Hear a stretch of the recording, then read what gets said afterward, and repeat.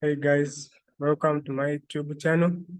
I'm Sewata Adam, and we are going to continue from where I stopped the other time on the project of kidney disease detection. We know that chronic disease is a major global problem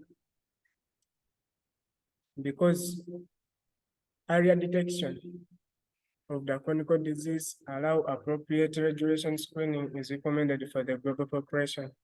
And high-risk populations in this case are the patient with diabetes, hypertension, among others. Chronic disease is a major cause of preventable morbidity and mortality, and screening is recommended for at-risk populations such as in people with diabetes, as I said before. That could be the description so far. For now, we are going to look at the environment. An environment is everything in the world which surrounds an agent, but it is not part of an agent. So an environment can be described as a situation in which an agent is present. The environment is where an agent lives. For example, for this case, if I have the environment like the patient or hospital staff, and the patient will provide for me the data which I will need to detect the disease. And for this case, since the patients will vary, it meaning that each patient will have his specific features, or our hospital will have its own specific features, and that's determine that the features can determine whether it is continuous, static, stoichiometric, among others. As we can go deep further about that. Then the AI agents in detection of the kidney disease. An agent can be anything that receives information from the environment. It is the environment through senses and acts upon the environment through actuators. Actuators for this case are the actions which can be performed on the agent. For example, if we have the patient, and meaning that we can take a sample tests or treatment to the patient. For this case, the agents are going to be the in form of human agent and a robotic agent or software agent. For this software agent, it will receive information like symptoms from the patient over any text from the patient, and this will be used to detect or to and this will be used by the system so that we can detect the relationship between the existence within that. The robotic agent, we shall use mainly, this will be in images and blood tests to detect whether our kidney is still in a normal functioning way or not. The data set and its description, the data set I'm going to use is the chronic disease data set. For this case, it will mainly contain the text and the images. The text we shall mainly depend on the symptoms obtained from the patients, and the images, these are we shall need the normal situation and the functioning of the kidney to see whether our kidney is normal functioning or it can still function normally by screening blood as we've seen before the functions of the kidney in the body in our last video. For this case, we can go into informal search and informal search.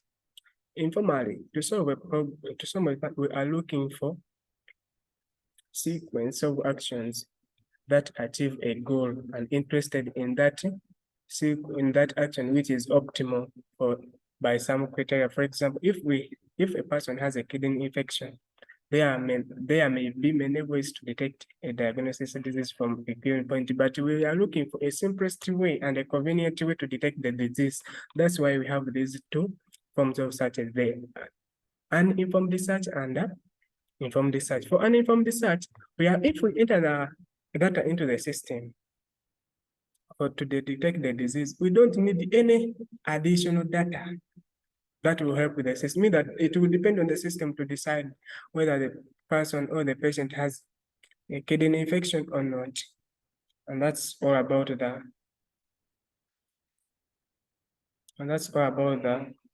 feeding, and that's all about the uninformed research. For informed research, if you enter the information, for example, the symptoms and blood sample into the system, you will need some additional information to guide the system through to perform a given instance or to come up with a goal. For example, if you get a sample from the patient, you will need some additional information like, for example, if you are in the chemistry, it may call it a catalyst for its case to speed up the reaction and to come up with a given result in a minimum possible time. That's for about informed research. You feed the information, but you need more other information to feed the system to come up with the results. Then we have accountability. Accountability defines the expectations that organization will ensure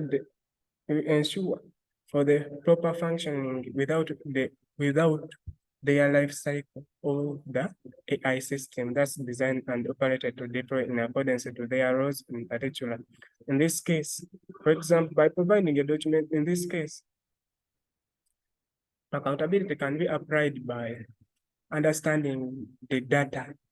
Remember, our systems are using data to perform a given detection within a disease. For example, if you give a wrong data to a system, we expect wrong results.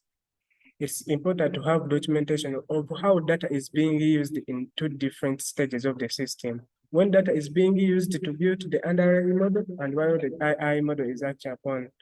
Good AI oversight, including having documentation of the source and the origin of the data.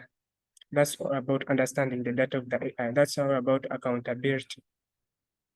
Then next one, we define the performance goal and the matrices. We know that we are building most of AI to be automated. The AI of these days are automated, but some we have to ask some questions. Why do how do we know it is working? How do we do this in the system in the first place? And all of this can be achieved through documentation.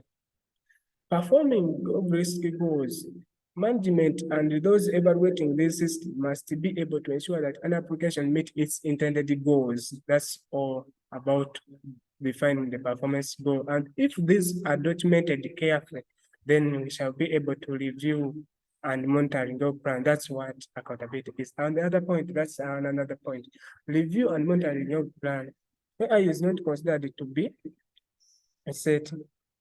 Though most systems are automated, it is true that many of the AI stems from the benefits. Continuous performing and monitoring by people is essential. Though our systems are always automated. Thank you for listening. Please like and share.